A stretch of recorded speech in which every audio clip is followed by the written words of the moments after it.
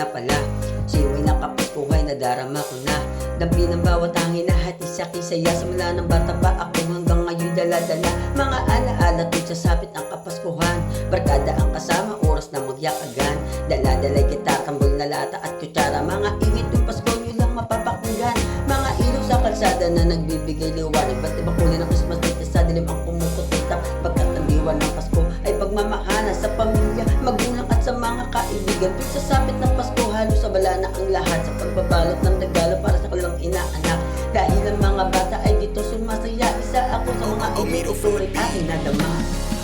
Pasko na naman, ang bilis naman, parang kailan lang. Pasko na naman, Pasko na naman, ang bilis naman, parang kailan lang.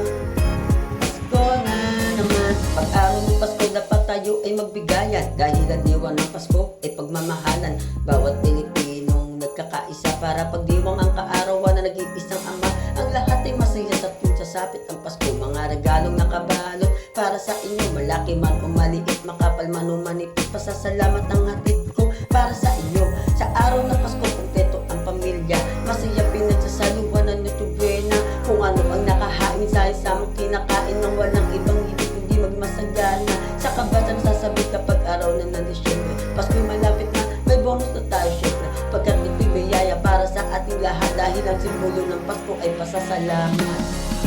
Pasko na naman, ang bilis naman, parang kailan lang.